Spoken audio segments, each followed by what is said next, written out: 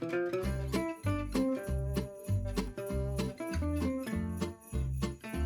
ho! Happy holidays, everybody, and welcome to Two Hands, One Drink. I have really special news for you. I have my very first user-requested cocktail, and that is what we are going to go into today. They wanted to know about champagne cocktails, or either for the holidays or just for whatever, and that is what we are going to do today with a cocktail that I love known as the Poinsettia. So, before we dive in, do that usual thing. Let's see that like and subscribe and notify, all those wonderful things. Now let's get started. Now, the typical cocktail when you go into your champagne cocktails, the one that we know all the time, is the Mimosa. Okay, this is what people typically do. They'll take some orange juice, some amount. They usually pour like about, like half a flute or so worth of orange juice, some amount of that. And then they'll just top it off with champagne or Prosecco. Just pour that right in there, and then you get the overflow. Thank God, this. But the bubbles, look at the bubbles. You get those big, ugly, sticky bubbles that happen as a result of that, and they leave all their residue around the top of the glass. And, you try to top it off a little bit. You've got this sort of frothy mess and this kind of cloudy cocktail. It's not a particularly good-looking drink. It's delicious. It's fantastic. I mean, I'm not going to lie to you. I love a mimosa. But it's great for brunch. It's sort of a morning after cocktail, not a real holiday special for me, okay? So that's not what I want you to do this holiday season. I want you to do this one instead. This is the Poinsettia, and what we're going to do is I'm going to start off with 1 ounce of Cointreau, or you could use triple sec. You could even use Grand Marnier, but we're going to put an orange liqueur in there, okay, for our orange flavor background. Then we're going to add 1/2 ounce fresh cranberry juice to that as well. Okay, so what we've done is we've put our orange flavor in there, we put in cranberry, and orange and cranberry with something dry, like champagne or Prosecco, we know that works.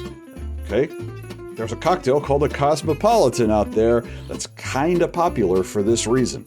Also, these flavors are absolutely ones that are used this time of year.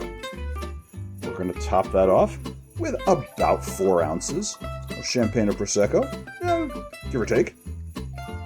Look at that. Look at the bubble difference. We still have our clear, beautiful, small bubbles, not a big, sticky bubble situation. And the whole color of this one is really a nice, elegant, sort of clear, beautiful rosé that we kind of get going on in that glass. And then we're going to garnish this one. I like to do a nice long twist like this. I use a channel knife to pull this one out. It's either orange or, in this case, actually I have tangerine peel.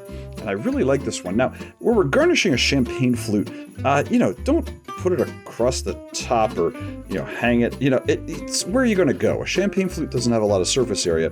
Not a fan of things hanging off champagne flutes. So in this case, I am just going to drop that guy right on in there. And then to keep that holiday sort of Christmassy flavor go, I got a rosemary tip here as well. Just a little tip of a rosemary sprig. I'm going to drop that in as well. So it puts a lovely sort of piney aroma to it. Now look at this cocktail. Okay, you see the difference between these two and the presentation of what we get. Look at those brilliant, vibrant bubbles going on in the Poinsettia as compared to the sort of flat, dulled out, washed out mimosa. As far as taste, let's see what we got.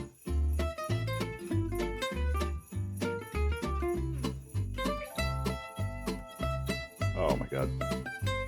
It's got the lovely dryness of that Cointreau or triple sec thing going on, but that orange and cranberry is behind it. Then the aroma of the rosemary just jumps right in and makes for an absolutely fantastic sort of Christmas in a glass kind of presentation.